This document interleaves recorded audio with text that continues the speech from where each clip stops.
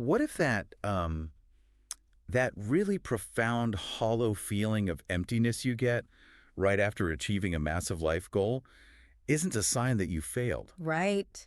Like, what if it's the exact psychological mechanism the modern economy relies on to survive? I mean, it is a deeply unsettling proposition. Yeah, It completely inverts how we're taught to view success and, satisfaction.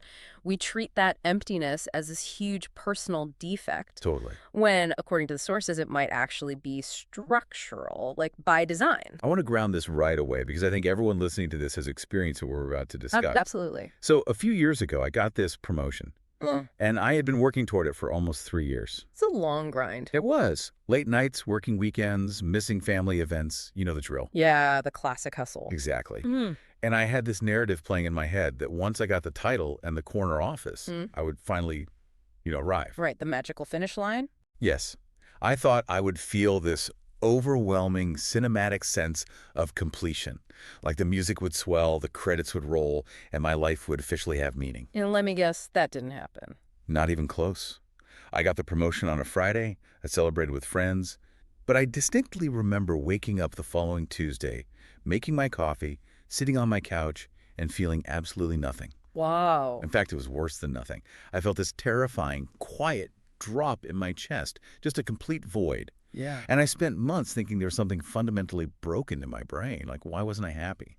That exact scenario is the crux of what we are analyzing today, because you achieved the objective reality of success, right? Right. But the promised internal state just never manifested, and the sheer isolation of that moment is staggering. It really is. Because nobody warns you about it. You are handed a map, you follow it perfectly, and when it leads nowhere, society's default response is to tell you that you must have read the map wrong.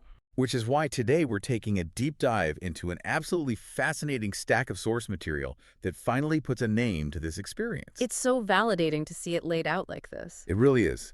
And I want to explicitly mention to you, the listener, right at the top here, that the source material for our exploration today comes from Echoes from the Edge with the Lone Wolf. It's a fantastic text. It's incredible. And we're not just going to skim the surface of these excerpts either. Our mission today is to thoroughly deconstruct what the sources call the Tuesday realization. That precise moment of quiet, unsettling emptiness you just described. Exactly. We need to figure out why this happens, how the modern world actually engineers this exact emptiness to keep us moving, and most importantly, how we can finally break the loop. Big goals for today. Huge. Okay, let's unpack this.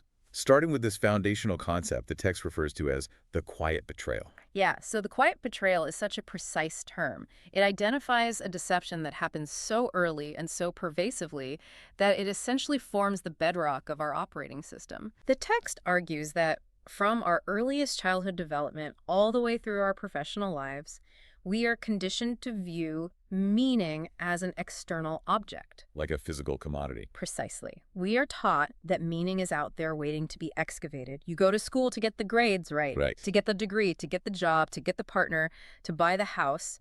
It's an acquisition model of purpose. Yeah, that makes sense. And the text has this incredibly striking imagery. It describes our approach to life as trying to find meaning through achievements stacked like trophies against the void. Oof. Trophies against the void. Yeah. We're operating under the assumption that if we accumulate enough shiny milestones, the sheer volume of them will eventually build a wall high enough to permanently block out that internal emptiness. But let me push back on this for a second, or at least play devil's advocate for anyone listening to their commute right now who might be feeling a bit defensive about this. Which is a totally natural reaction, by the way. Right. Because isn't this just a very privileged, almost cynical way of looking at life?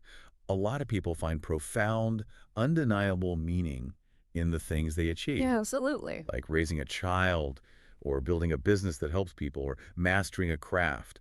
Are we really saying that all of that is just a false promise, that meaning isn't real? No, the text isn't arguing that human connection or dedication to a craft is devoid of value. Right. What it is dismantling is the formulaic promise attached to them. The formula. Right. The quiet betrayal isn't the job or the family.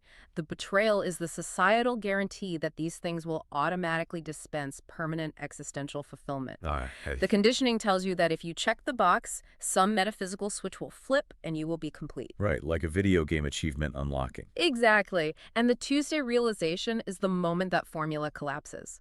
It's when you reach the milestone and realize the emptiness is still there. Still there, entirely untouched by your new salary or your new zip code. Exactly. The analogy I was thinking of while reading this, and it relates to the map we talked about earlier, is being handed a GPS and told there is an oasis of water in the middle of a desert. Oh, I like this. So you're dying of thirst, and the societal machinery points to a set of coordinates and says, just walk 10 miles.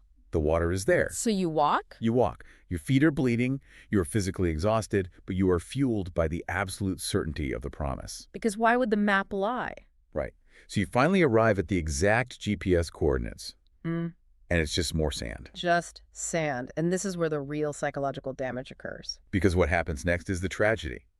When people arrive at those coordinates and find sand, they don't look at the system that programmed the GPS and say, hey, you gave me faulty coordinates. No, of course not. They blame themselves. They look around the empty desert and say, well, I must not be thirsty enough. Or I must have walked with the wrong attitude. Yes, or the real water must be another 10 miles away. I just need a bigger title at work. Keep walking. They relentlessly interrogate themselves, but they never interrogate the map. They internalize a systemic failure as a personal defect. Exactly. And to understand why the map is fundamentally flawed, the text brings in a heavyweight philosophical framework. What's fascinating here is how the author leans heavily on Albert Camus and his concept of the absurd. Oh, Camus, we're going deep now. We are, but we need to define that carefully, because absurd in everyday language just means, like, silly or ridiculous. Right. Camus meant something much more specific and, honestly, much more devastating. I'm glad you brought this up, because the text mentions Camus calling life absurd, not because it lacks beauty, but because it lacks inherent meaning. Right.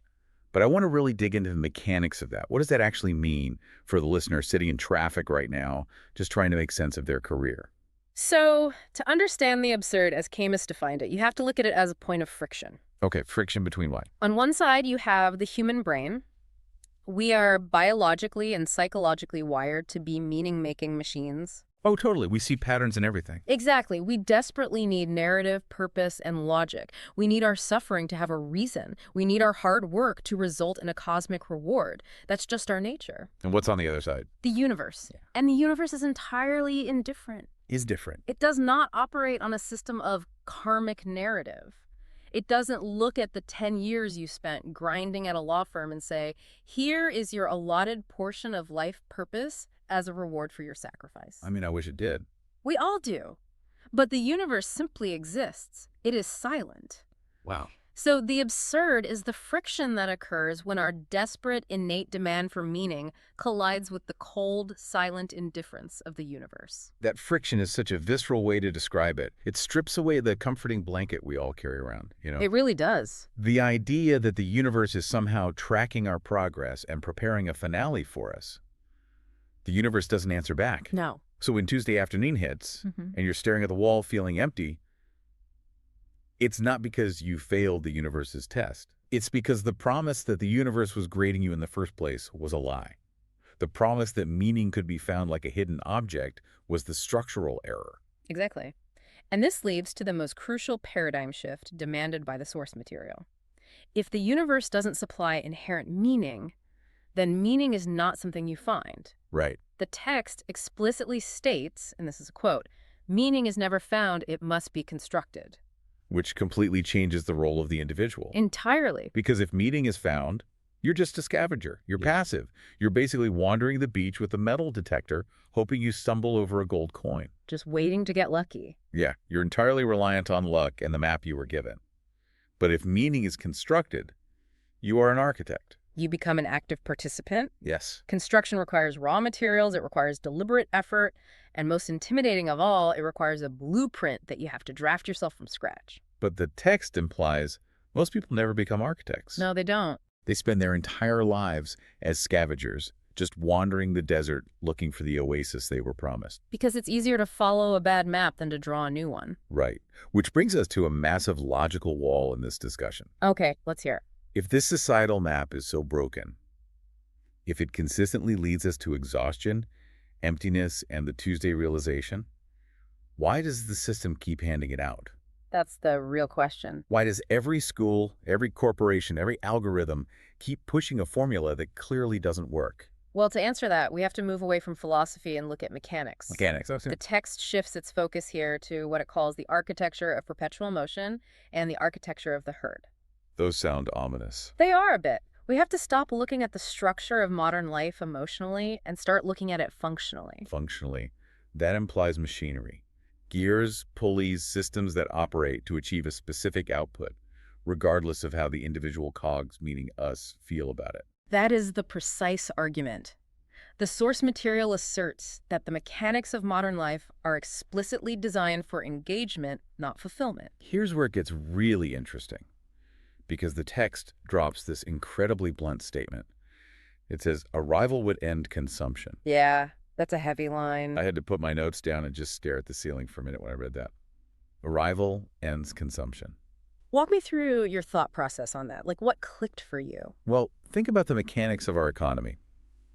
If you actually feel fulfilled, if you genuinely reach a state of completion where you say, I have enough, I am enough, what do you do next? You stop. You stop. You stop buying the premium upgrades. You stop grinding for the next managerial tier. You stop refreshing your feeds, looking for validation. You just exist. Exactly. You stop consuming. A deeply fulfilled content human being is an absolute disaster for an economy based on endless growth. They are a dead end in the circuitry of the market. So the system simply cannot afford for you to ever actually arrive. No, it would collapse. I was trying to conceptualize how this works in our daily routines, and I kept coming back to the mechanics of a video game. Oh, that's a great way to frame it. Right. Imagine a massive multiplayer game designed by developers who only generate revenue based on your time logged in. Okay, a live service game. Exactly. There is no final level. There is no boss fight that rolls the end credits, because the moment the credits roll, you put the controller down and they stop making money. So what do the developers do to keep you playing? They design an endless progression system with no narrative conclusion. Right. They start you off with a rusty sword. You grind for 20 hours to get the silver sword. The moment you get the silver sword, you feel a tiny spike of satisfaction, but suddenly the enemies are slightly harder. And now you need a new sword? Yep. Now you're told you need the gold sword, then the platinum sword, then the diamond sword. It never ends. Never. You feel this constant illusion of forward momentum. You think you're leveling up. But mechanically, you're standing in the exact same room, mashing the exact same buttons, generating revenue for the developer. That's brilliant. You are in perpetual motion, but you're going nowhere. That is a flawless mechanical translation of what the text is describing, and the source material provides very tangible, real-world examples of these endless, reskinned levels. Like what?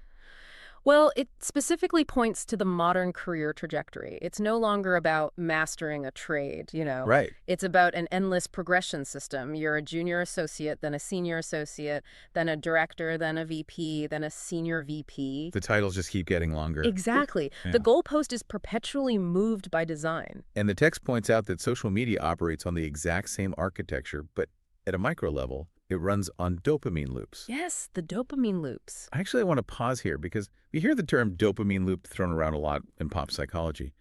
But how does it actually function as an architecture of perpetual motion? Right, it's become a bit of a buzzword. But neurologically, a dopamine loop relies on a variable reward schedule. Variable reward, meaning it's not guaranteed. Exactly. It's the exact same psychology that drives a slot machine. Okay, break that down for me. If a rat presses a lever and gets a pellet of food every single time, it will only press the lever when it's hungry. Makes sense. It reaches fulfillment and it stops. But if the rat presses the lever and gets a pellet randomly, maybe on the 3rd press, maybe on the 10th, maybe on the 50th, the rat's brain becomes obsessed with the anticipation. Oh, wow. The dopamine isn't released by the reward itself, it's released by the anticipation of the reward. So the uncertainty is what keeps the rat pressing the lever until it collapses from exhaustion. Exactly. That is terrifying. When you pull down to refresh a social media feed, you don't know what you're going to get. Right. It might be nothing, it might be an infuriating news story, or it might be a massive spike of social validation. A bunch of likes on a photo. Right. Because the reward is unpredictable, your brain cannot reach a state of arrival. The loop is designed to prevent fulfillment. Wow. You are the rat, the feed is the lever, and the platform's engagement metrics are the developer's revenue. And the text doesn't stop there. Mhm. It targets an industry that shocked me, honestly. The self-help industry. Yes, the self-help industry. It argues that a massive portion of the self-help and wellness industry is fueled by perpetual incompletion. Which perfectly aligns with our mechanical analysis. It really does. Mm-hmm. And I see it constantly now. The system redefines normal, everyday human struggles or, temporary periods of sadness as these deep-seated flaws that require an endless regimen of optimization. There's always something to fix. Always. There's always a new morning routine you aren't doing perfectly, Yep. a new biohack you haven't tried, a new micro-trauma you need to unpack. Buy the next journal.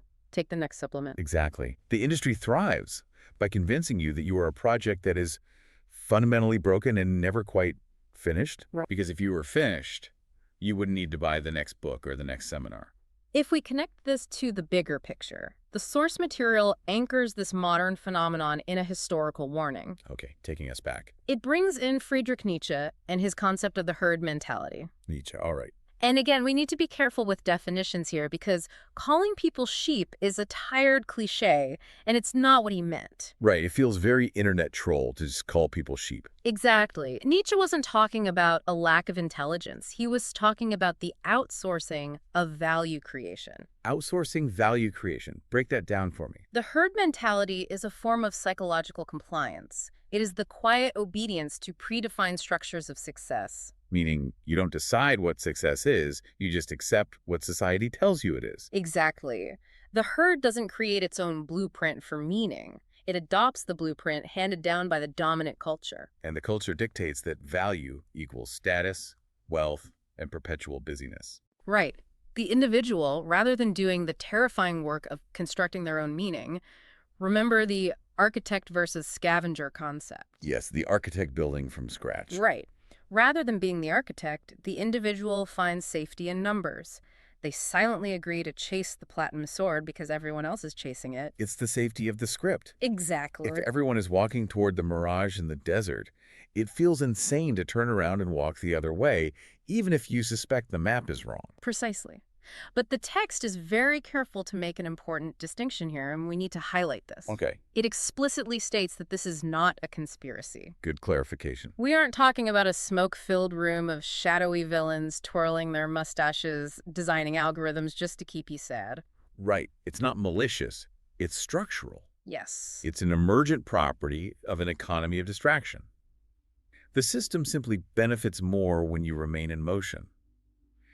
As the text puts it, the system doesn't want you fulfilled. It wants you functioning, Functioning, moving, producing, consuming. just keeping the gears turning. Right. A fulfilled person steps off the treadmill. A fulfilled person unplugs the slot machine.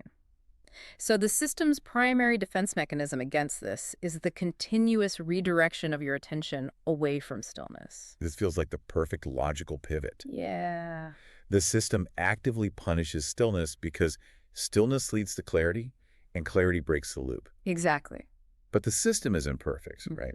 The machinery breaks down. The video game crashes. Always. So what actually happens when we are forcibly disconnected? Yeah. What happens when the Wi-Fi cuts out, or we are stuck in traffic with a dead radio, or we find ourselves sitting on the couch on a Tuesday afternoon with absolutely no distractions available? But you finally feel the void. The void. And this is exactly what the section titled "The Signal Within the Void" explores in profound detail. It asks us to examine our immediate visceral reaction to that emptiness when the noise finally stops. And it's usually panic, right? The text notes that society trains us to be absolutely terrified of that emptiness. Oh, terrifying. That quiet sense that something is fundamentally off. And the way society handles this is by instantly medicalizing it. Yes. It slaps a label on the void to neutralize it. Yeah. It tells you that feeling empty means you are depressed, or you lack gratitude, or you are experiencing a personal failure of mindset. It pathologizes the void. It frames the emptiness as a sickness. Right. And the logic there is very insidious. Think about it. If the emptiness is a sickness inside of you, then the societal map is still perfectly valid. Wow. Right, you're just too sick to read it properly. Exactly. Therefore, you must cure yourself immediately so you can get back to functioning. I want to use an analogy here that I think captures the mechanics of this beautifully. Let's hear it. Think of the void like a check engine light on your car's dashboard. Okay. You're driving down the highway, you're progressing, you're functioning, and suddenly this bright red light flips on. It's annoying. It's so annoying. It's unsettling. But society's reaction to the check engine light is to hand you a piece of black tape and tell you to stick it over the light so you can't see it anymore. Just keep driving. Ignore the engine. Exactly. Just keep driving. The tape, the 60-hour work week. The tape is the 3 hours of doom scrolling in bed. The tape is buying something you don't need. Yes. Or drinking a bottle of wine, or obsessively optimizing your morning routine. Yeah. We are frantic. We really are. We are terrified of looking under the hood, so we just keep layering a black tape over the dashboard to block out the glow of the void. It's exhausting. It is. But the text proposes a radical shift in perspective here. It asks, what if we stop trying to cure the void? Right. What if the void isn't a defect in your human software, but a properly functioning alarm system? Yes. What if the check engine light is actually doing exactly what it was designed to do? That is the exact paradigm shift the text is demanding. It redefines the emptiness entirely. How so? The void is a signal. It is your internal architecture screaming that the borrowed definitions of meaning you are operating under are failing. Ah, I love that. It is the friction of the absurd making itself known. The emptiness isn't a lack of something. It is the presence of an uncomfortable truth. The map is burning and the void is the smoke. Exactly. So when Tuesday hits, the signal is flashing red. And our natural instinct is panic. We want the tape. We desperately want the tape. It is so much easier to reach for your phone, Mhm. to boot up a random video, to text someone you don't even really like, just to feel a ping of validation. Anything to stop the quiet. Right. It's so much easier to do that than it is to pull the car over and open the hood. Because opening the hood means confronting the engine and realizing the entire vehicle might be headed in the wrong direction. And that means you have to turn around. Exactly. The text has deep reverence for the courage of the few who resist that panic, the few who choose to just sit with the emptiness without reaching for a distraction. I try to imagine the sheer psychological fortitude that requires. It's immense. To sit alone in a silent room, feeling entirely hollow, feeling like the last decade of your career or your social striving was mathematically pointless. Yeah. And to just let that feeling wash over you without medicating it with noise? It feels like an ego death. Totally. But the reward, according to the sources, is the ultimate clarity. By surviving the initial panic and sitting with the void, you realize something revolutionary. What is it? The text states it beautifully. It says that emptiness is not failure, it's awareness. Emptiness is awareness. Right. I need that on a billboard. You aren't broken. You are finally awake. Exactly. You are seeing the matrix. You are seeing the developers behind the video game for the very first time. And once you perceive the machinery, the illusion loses its power to control you. Right. You can no longer be motivated by the promise of the platinum sword because you know the sword isn't real. Which brings us to a terrifying cliff edge. It does. Okay, so the tape is off the dashboard, the engine is exposed, the machinery of the world is visible. Now what? Right. What's next? If we survive the panic of the void, we are left standing in a completely new, unscripted reality. The text calls this final phase the architecture of chosen freedom. A great title. So let's paint a very clear picture of what that actually looks like when the illusion falls away. Well, the text is brutally realistic here. It warns against expecting an epiphany. No sudden lightning bolt of inspiration. No. It says, at first, nothing dramatic. The heavens do not part. You do not suddenly get a vision of your true life's calling. Okay. When the career stops looking like salvation, when the endless consumption stops feeling necessary, the first thing you experience is just quiet. So what does this all mean practically? Because standing in that open space sounds paralyzing. It can be. We've spent our entire lives operating on imposed scripts. Go to school, get the degree, climb the ladder. Right. Suddenly the script is ripped out of your hands. You are standing in an empty room. Without imposed meaning, without a boss or a societal expectation telling you what matters, that quiet space could so easily morph into sheer despair. It really could. It could feel like total nihilism, like nothing matters, so why do anything at all? This raises an important question, and it is the fulcrum upon which this entire philosophy balances. Okay, let's hear it. How do we differentiate between despair and clarity? Oh, that's good. This text explicitly anticipates this fear. It says Tuesday is not about despair, it's about clarity. Delineate those two for me. Mm. How is standing in a meaningless universe not despair? So, despair, or nihilism, looks at the indifferent universe and says, there is no inherent meaning, therefore nothing matters. I am a victim of the void. Is a surrender. Exactly, it's giving up. Clarity, on the other hand, looks at the exact same indifferent universe and says, there is no inherent meaning, therefore I am solely responsible for creating what matters. I am the architect. I am the architect. That is a staggering distinction. The facts of the universe don't change, but your agency within it completely inverts. Exactly. Wow. The text acknowledges that this transition is terrifying because, for the first time in your life, you are unguided. The illusion was safe, it was exhausting, it was hollow, but it was safe because it provided the metrics. It gave you a rubric. Right, it told you exactly what success looked like. True freedom provides zero metrics. You are off the treadmill. You are outside the casino. You are standing in the open space, and the text says, this unscripted space is where authentic life actually begins. I want to read a line from my notes that gave me absolute chills when I first went through this material. Please do. It says, the illusion falls, and what remains is not emptiness, it's freedom. And freedom, unlike illusion, does not come with instructions. Doesn't come with instructions. It is the ultimate blank page.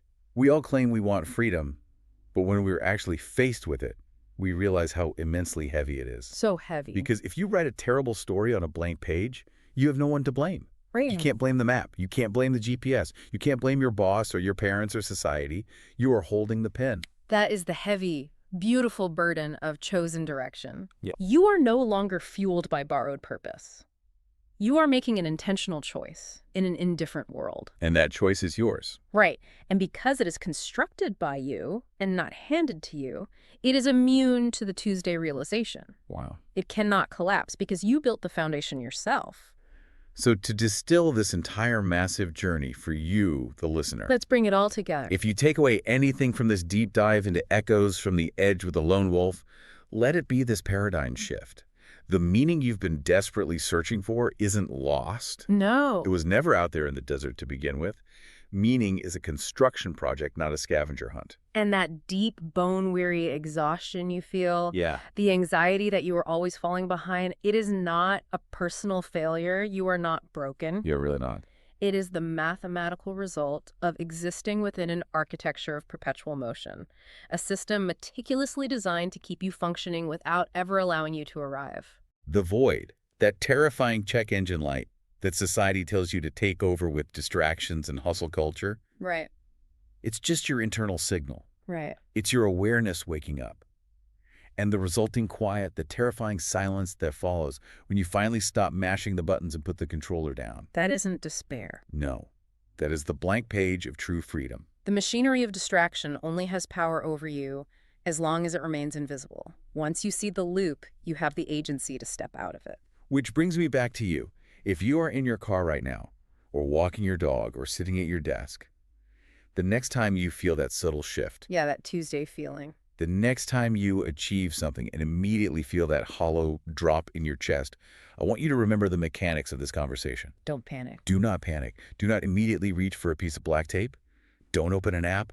Don't turn up the volume to drown it out. Just sit with it. Have the courage to just sit in the quiet, recognize it for exactly what it is. It's the precise moment the machinery becomes visible. The moment you transition from a scavenger to an architect.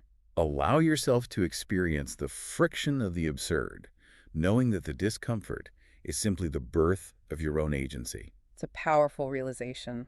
And as we wrap up this deep dive, I want to leave you with a single provocative thought to mull over. A little homework. Exactly.